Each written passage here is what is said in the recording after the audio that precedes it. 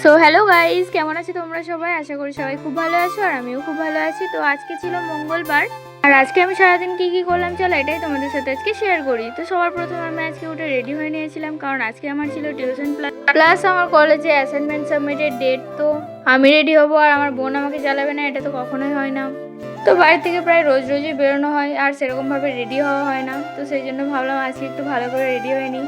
তো সব শেষে একটু পারফিউমও নিয়ে নিয়েছিলাম আর তারপর দেখলাম যে অ্যাসাইনমেন্টগুলো সব ঠিক আছে কিনা। সব কিছু রেডি করে নিয়ে আমি চলে গেছিলাম টিউশন পড়তে। তো পড়া শেষ করে আমি চলে গেছিলাম আমার কলেজে আর ঘড়িতে তখন বাজে পুরোপুরি 11টা।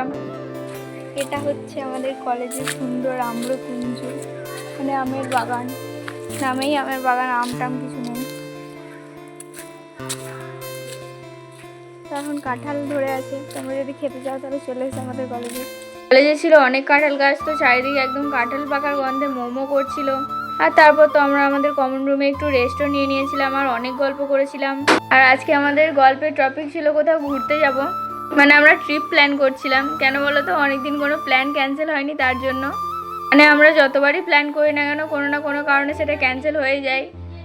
তো একটু রেস্ট নিয়ে বাইরে এসে দেখি আমার বন্ধুদের এখন অ্যাসাইনমেন্ট কমপ্লিট হয়নি, তো ওদের অ্যাসাইনমেন্টে আমি একটু লিখে দিচ্ছিলাম। তো আমি এত অ্যাসাইনমেন্ট লিখে দিয়েছিলাম, তাও আমাকে থ্যাংক ইউ বলেনি। এই দুঃখে আমি একা একাই চলে গেছিলাম অ্যাসাইনমেন্ট সাবমিট করতে। আর এখানে সুমন আমাকে বলছিল যে ও নাকি অপরিষ্কার কলেজ দেখতে পারে না, তো সেই জন্য ও নিজের রুমাল দিয়ে কলেজ পরিষ্কার করছিল। তো আমি আমার সব কাজ শেষ করে চলে এসেছিলাম বাড়ি। আর আমি বাড়ি আসিনি বলে কেউ এখনও লাঞ্চ করেনি, তো সেই জন্যই সবাই মিলে একসাথে বসে লাঞ্চও করে নিয়েছিলাম। আর আজকে রান্নাগুলো আমার বোন করেছিল, তো খুবই সুন্দর হয়েছিল। তো আজকে এতটাই, দেখা হবে নেক্সট কোনো মিনি ব্লগে। টাটা, ভালো থাকবে সবাই।